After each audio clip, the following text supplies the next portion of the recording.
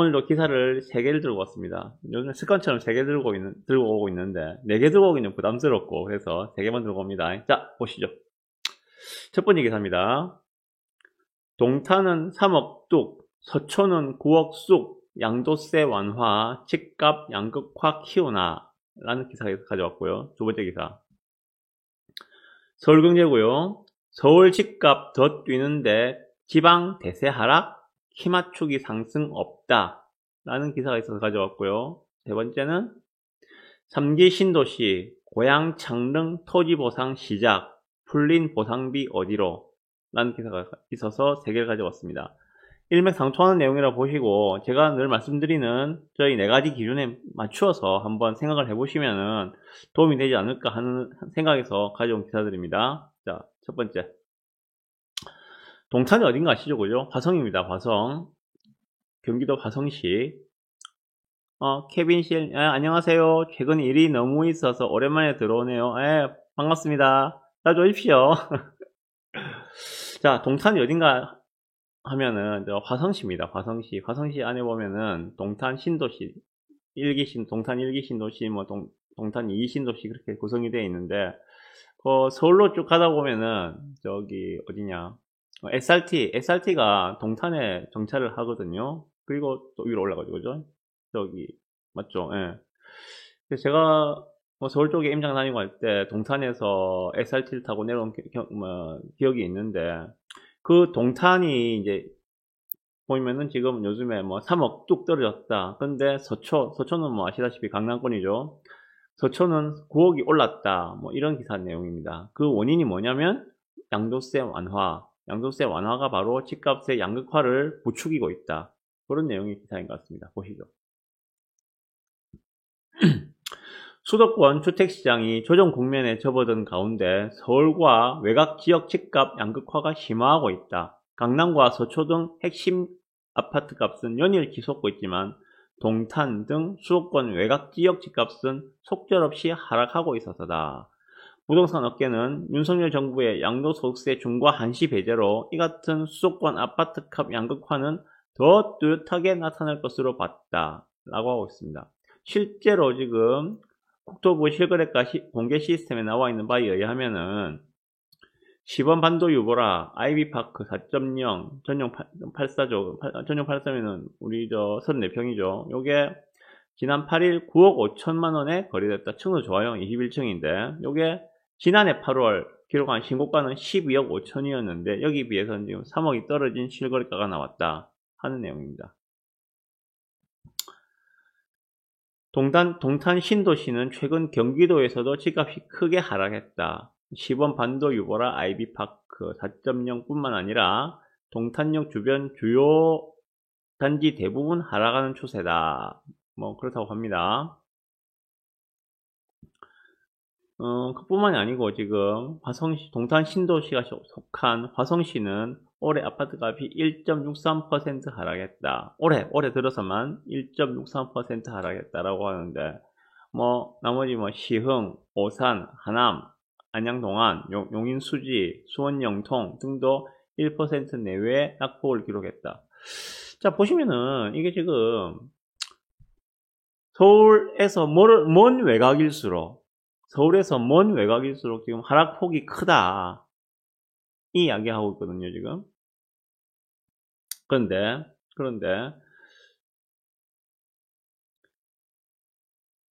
동탄 등 수도권 외곽 지역 집값이 하락하는 동안 서울 강남권 집값은 오히려 올랐다. 올해 서울 아파트 값이 0.11% 하락할 때 강남과 서초가 속한 동남권은 0.13% 상승을 했다. 송파가 보합을 기록하고 강동이 하락한 것을 고려하면 사실상 강남과 서초가 일대 집값을 견인하고 있다 라고 이야기하고 있거든요. 자, 이걸 지금 이 기사에서 분석하고 있는 거는 수도권 집값 조정 국면에서 서울 핵심 지역과 수도권 외곽 지역 양극화가 본격화될 것이다 라고 이야기하고 있습니다. 왜? 윤석열 정부의 양도세 중과 한시 배제 적용으로 집값 양극화 속도는 더 빨라질 것 같다 라는 이야기거든요. 왜 그런가 하면 양도세 혜택이 주어질 때 다주택자들이 상대적으로 선호가 떨어지는 지역의 주택을 우선 처분할 것이라는 관측에서다. 이거 처음 보신 내용 아니죠? 제가 몇 번 이야기했던 내용입니다. 그죠? 똘똘한 놈과 못난이. 그러니까 서울에 내가 뭐 강남 서초에 집이 있고, 그죠? 그리고 저 뭐 화성 동탄에 집이 있다. 지금 양도세 비과세 해준다. 화성도 많이 올랐고 동탄도 많이 올랐잖아요. 그죠? 많이 올른 상황에서 던지려면은 어느 걸 던지겠느냐. 당연히 화성을 던지겠죠. 그거는. 그러니까 매물이 몰리니까 이쪽에서는, 그러니까 서울 외곽에서는 가격이 뭐 하락하는 현상이 나타나고 있다. 나타날 것이라고도 제가 몇 번 말씀드렸던 내용이죠. 그죠? 처음 드린 말씀 아닙니다. 근데 실제로 지금 그렇게 현상이 나타나고 있어요. 그리고 매물 증가율이 장난이 아닌 거죠. 실제로 남양주, 화성, 의정부 등의 최근 한 달 새 매물 증가폭은 서울보다 월등히 높다. 남양주 같은 경우에는 지금 34.7%의 매물 증가가 나타나고 있다. 최근 한 달 만에. 이전에 매물이 10,000채였다면 지금 13,400채가 됐다. 이 말이거든요. 자, 그리고 하나 더 여기서 서울과 수도권 외곽 지역은 물론 서울 안에서도 집값 차별화가 본격적으로 나타날 것이다 라고 이야기하고 있고요. 유동성으로 밀어올린 지역의 집값은 이번 양도세 중과 한시 배제로 매물이 쌓일 때 하락세가 더 가팔라지고 길어질 것으로 본다. 고 덧붙였다라고 하고 있습니다. 한마디로 시중에 풀린 유동성들이 갈 데가 없어서 군데군데 찾다 보니까는 서울의 최외곽 지역까지 의정부 어디야? 나 기억이 안 나. 그까지도 다 들어갔는데 돈이 갈 데가 없으니까 그까지도 돈이 들어갔는데 이제 금리가 올라감으로써 유동성이 축소되고 있는 상황들, 축소되고 있는 상황들, 이런 상황 속에서 더 이상 그 물건을 받아줄 사람이 없는 그 지역들은 매물이 증가하면은 하락할 수밖에 없다. 이런 논리로 지금 이야기하고 있습니다. 저도 이 논리에는 거의 대부분 다 공감하고 있습니다. 다음 기사 보시죠. 똑같은 논리를 보시면 됩니다. 똑같은 논리로 서울 집값 더 뛰는데 지방은 대세 하락, 키 맞추기 상승은 없다. 자, 우리가 유동성장에서 가장 많이 썼던 말이 그거였죠. 그죠? 갭 메우기. 키 맞추기나 갭 메우기나 같은 이야기입니다. 그죠? 상급지가 확 오르면은 하급지가 그만큼 갭이 커지면은 얘가 따라서 오른다. 요거는 그러니까 갭을 메우기 위해서 따라서 올라간다. 요거는 전제가 있다 그랬죠. 그죠? 제가 말씀드린 거는 상승장인 경우, 그리고 공급 물량이 부족한 경우, 그리고 여기서 이야기하고 있는 거는 유동성의 힘. 이렇게 삼박자가 맞춰졌을 때 갭 메우기가 가능한 환경이 조성되었고 갭 메우기가 실제로 일어난다는 건데, 지금 이 상황에서는 유동성이 줄어들고 축소되고 있는 시점. 왜? 금리 인상 때문에. 금리가 지금 장난 아니고 오르고 있죠. 이번 주입니까 저번 주입니까? 미국에서 빅 스텝 한다 해가지고 기준금리 0.5% 한 번만에 올리지 않습니까? 그죠? 마찬가지로 지금 우리나라의 기준금리도 앞으로 계속 올라갈 겁니다. 지금 예상하기로는 연말쯤 되면은 주담대 금리 7% 갈 거다라고 이야기가 공공연히 나오고 있지 않습니까? 물론 그 7% 가는 상황이 계속적으로 지속이 될지 아니면 한시적으로 올라갔다가 다시 또 뭐 5%로 4%로 떨어질지 그건 아무도 모릅니다만은 현재 기준금리가 계속해서 올라갈 것이다. 그것도 가파르게 올라갈 것이다. 는 거는 뭐 기정사실입니다. 부담이 되겠죠. 제가 말씀드렸지만은 금리가 집값에 결정적인 영향을 미치는 것은 아니다 라고 말씀을 드렸습니다. 그렇지만 연관이 아예 없는 것도 아니다. 그리고 급격한 금리의 상승, 그리고 생각보다 오버쇼팅한 금리는 분명히 집값에 영향을 미칠 수 있다 라고도 말씀드렸던 기억합니다. 같은 맥락에서 보시면 될 것 같습니다. 올해 하반기 주택시장을 관통하는 키워드는 양극화가 될 것으로 전망된다.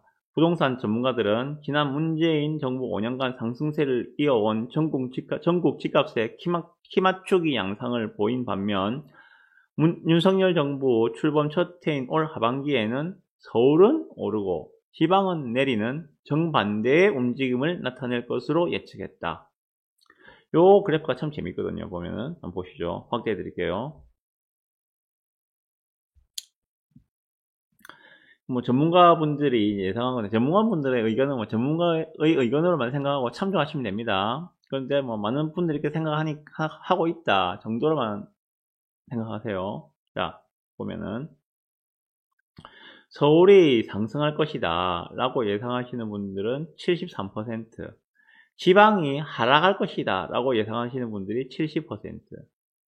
그럼 서울은 왜 오르는가? 서울이 오르는 원인이 무엇인가에 대해서는 공급 물량 부족을 46%가 꼽았고요. 부동산 규제의 완화가 37%. 이 두 개를 합치면 거의 뭐 80% 이상이죠, 그죠? 공급 물량 부족해. 그런데 부동산 규제를 완화해줘. 그래서 서울 집값은 오를 거야.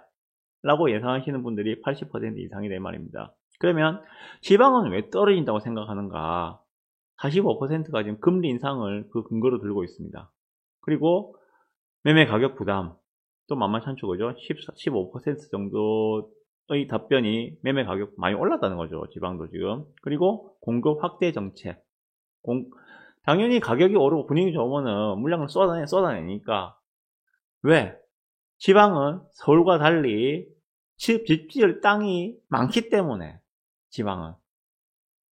그렇기 때문에 공급 물량이 바로바로 들어올 수가 있거든요. 분위기 좋고 수요가 밀려 들어오고 있고 청약 경쟁률 높고 그러면은 웬만큼 비싸게 팔아도 다 팔리니까 건설사들이 때는 이때다고 막 그냥 밀어넣는 거죠.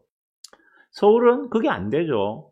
재개발 재건축이 아니면은 집 지을 땅이 없으니까. 그런데 지방은 열린 게 땅이니까. 단적인 김해만 보더라도 지금 계속 물량 들어올 거 있거든요. 대기하고 있거든요.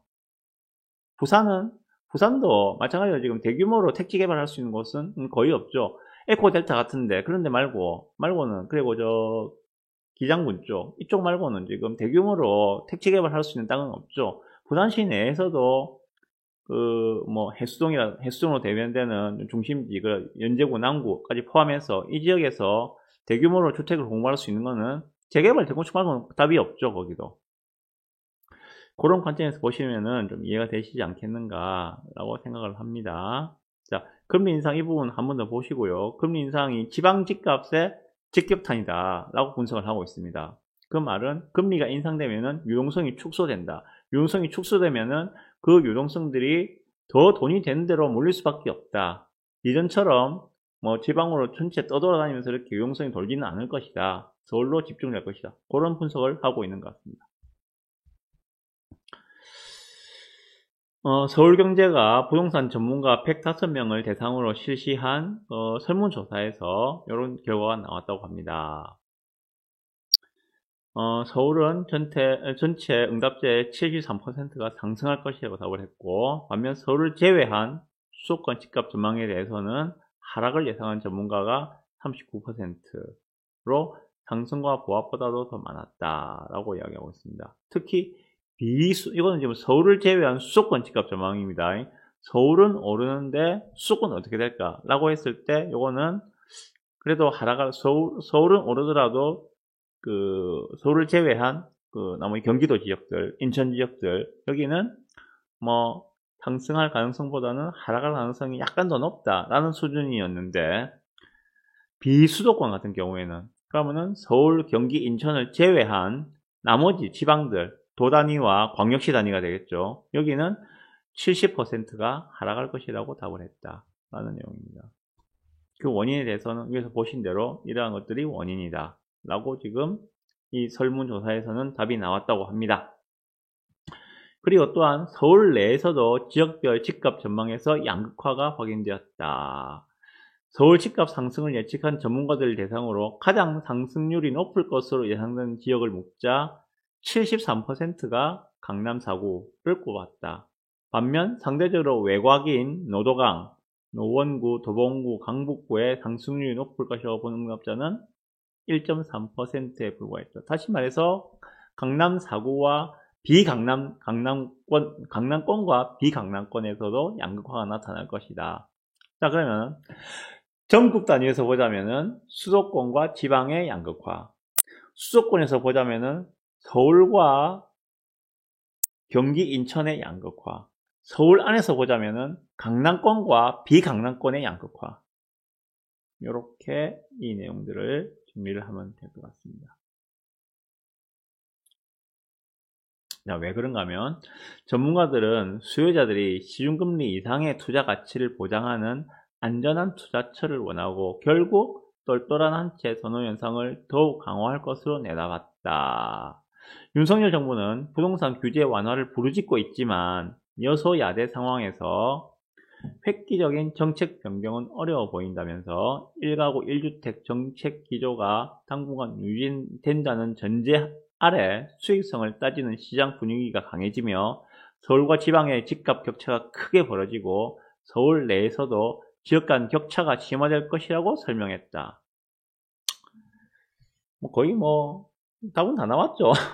제가 저번 주 방송에서 말씀드렸죠, 그죠? 지금 투자를 뭐 해야 되느냐? 서울로 가라, 서울 가시라, 일기 신도시 가시라, 분당, 1기 신도시 분당, 일산, 그 다음에 평촌, 삼본, 부천, 중동, 이런 데 가시라고 제가 말씀드렸잖아요, 그죠? 답이 다 나와 있는, 답안지가 보고 지금 하는 건데. 그 내용들이 지금 여기에 계속 리플레이 되고 반복하고 있는 내용인 것 같습니다. 자, 여기서 또 하나 더 그러면 보실 거는 뭔가 하면 유동성 부분이에요. 유동성 부분. 3기 신도시 고양 창릉 토지 보상을 시작했다고 합니다. 보시죠. 자, 3기 신도시 고양 창릉 지구의 토지 보상이 이르면 이달부터 시작됩니다. 6조 원이랍니다. 6조 원 토지 보상 규모가 6조 원이 넘는 보상금이 풀리면서 수도권 집값을 자극할 거란 우려가 제기되는데요. 라는 기사입니다. 올해 3기 신도시 중 가장 많은 보상금이 풀릴 것으로 예상되는 고양 창릉. 이 3기 신도시 전체 토지 보상금 규모가 제가 그때 방송 말씀드렸는데 30조인가 40조인가 아마 그렇죠. 그 중에 지금 고양 창릉이 제일 많은 것 같아요. 6조. 남양주와 용인, 부천, 안산 등 다른 수도권 개발지역을 통틀어 보상 규모가 가장 큽니다. 문제는 해당 지역 토지주들이 현금 보상을 선호한다는 거다. 현금 보상을 선호한다고 합니다. 자, 그러면 토지 보상 받은 이 상기 신도시 지역들의 특히 고양 창릉 신도시에 땅을 가지고 있던 지주분들이 그 땅을 LH에 넘기고 토지를 보상을 받겠죠. 토지 보상을 받으면은 자, 그 돈을 가지고 무엇을 할까요? 랍스터 드시러 가실까요? 물론 랍스터 드시고 한우도 드시겠죠. 한 번 정도는. 근데 그걸 매일 먹을 수는 없잖아. 그 돈을 가지고 뭘 할까요? 제일 돈 되는 걸 하겠죠. 빌딩을 하나 사신다든지, 빌딩 사가지고 월세를 따박따박 받으신다든지, 아니면 아파트 산다면 제일 좋은 거 사시겠죠. 강남에 있는 재건축 예상단지, 압구정 현대를 사신다든지, 그렇게 하시겠죠. 여기선 지금 상기 신도시 토지 보상금으로 지금 수도권 집값을 자극할 거라는 우려가 있다는데, 제가 볼 때는 수도권 집값이 문제가 아니고 강남 집값으로 몰릴 것 같아요. 당연한 거 아니겠습니까? 저 같아도 토지 보상금으로 제가 만약에 명지에 대파밭이 한 10,000평 있었어요. 그래가지고 이게 수영공사에서 수용을 하면서 보상을 받았어. 보상을 받아 100억이 생겼어. 100억이 뭐 하겠습니까? 일단 1차적으로 저는 압구정 현대부터 살 것 같습니다. 아니면 용산의 한강맨션을 사든지 그런 것부터 살 것 같아요. 여러분 어떻게 생각하시나요? 네, 라이TV님 안녕하세요. 반갑습니다. 김혜피님 어서오세요. 반갑습니다. 자, 세 가지 뉴스를 말씀드렸습니다. 세 가지 뉴스에서 제가 정리를 해가지고 이제 마무리하면서 제 의견을 또 말씀드리겠습니다.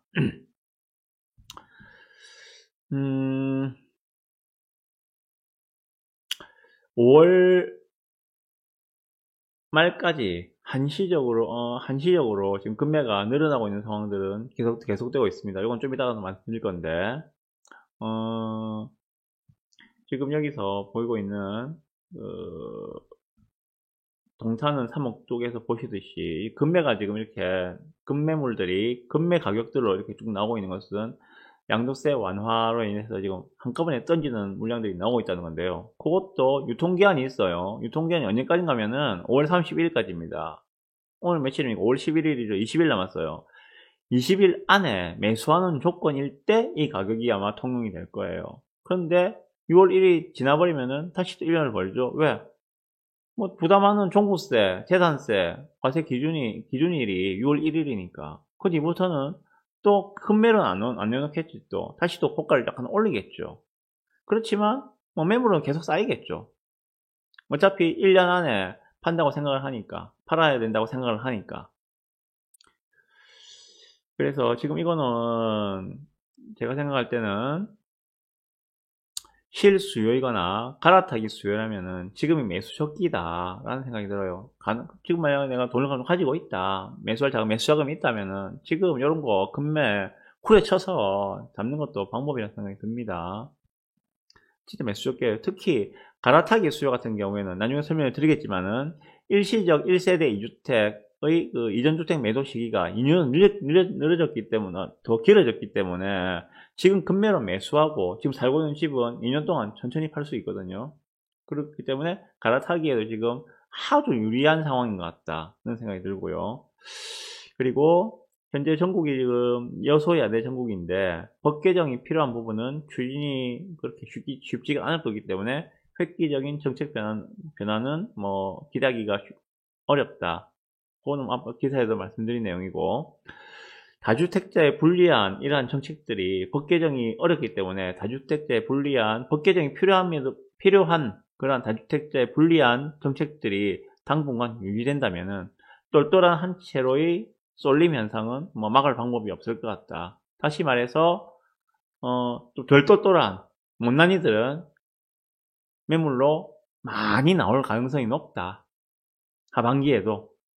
물론 유통기한이 있다고 말씀드렸는데 이때는 진짜 초급매로 던지는 것들이고, 그 이후에 하반기 올 가을장에도 이러한 좀 덜 똘똘한 못난이들은 매물이 많이 나올 것 같다. 서두에 말씀드렸습니다. 서울과 수도권의 양극화, 수도권과 지방의 양극화, 지방에는 부산도 포함됩니다. 결국 수요가 몰리는 지역과 그렇지 않은 지역의 초양극화가 심화될 것 같다. 자, 그러면 부산을 봅시다. 이제 결론입니다. 요 전국 기사의 결론은요, 부산을 봅시다. 부산은 유동성 지금 안 들어오고 있죠. 더 이상 외지 투자자들이 지금 외지 투자들을 유인할 요소가 없습니다. 그래서 유동성들이 지금 끊기고 있다고 보시면 돼요. 그리고 지금부터 시작해서 이제 본격적으로 물량 과다 구간에 들어갑니다. 적어도 1년 몇 개월 동안은, 뭐 1년에 봅시다. 아마 어차피 레이 카운티 들어오는 게 24년도 11월 달이니까 그때까지를 봤을 때 뭐 1년 한 3, 4개월 정도, 1년 한 3, 4개월 정도 물량 과다 구간으로 좀 들어가고 있습니다. 이제 막 초입입니다. 가격 수준은 지금 실거래가를 갖다가 제가 계속 알람으로 받아보고 있는 고객론에 그런 기능이 있습니다. 몇몇 단지자 갖다 소칭해서 신청을 해 놓으면은 그 실거래가를 실시간으로 메일로 바로 받아볼 수가 있어요. 그걸 쭉 보게 되면은 요즘에 빠진 단들이 제법 많습니다. 보니까 뭐 10% 이상 빠진 그런 단지들도 제법 많이 보이더라고요. 그래서 서울에 대비해서 좀 저렴해 보이는 구간으로는 진입을 했다. 그렇지만 시간이 필요하다. 종합적으로 고려할 때 취득세 중과가 풀리고 조정이 풀리는 시점, 물량 구간 끝단에서 기회가 올 것이다. 그게 언제쯤이냐? 제 생각으로는 내년은 될 것 같다. 그런 생각이 듭니다. 그때쯤 되면은 외지 투자자분들이 부산이 왜 이렇게 싸? 아유, 취득세 중과도 풀렸네.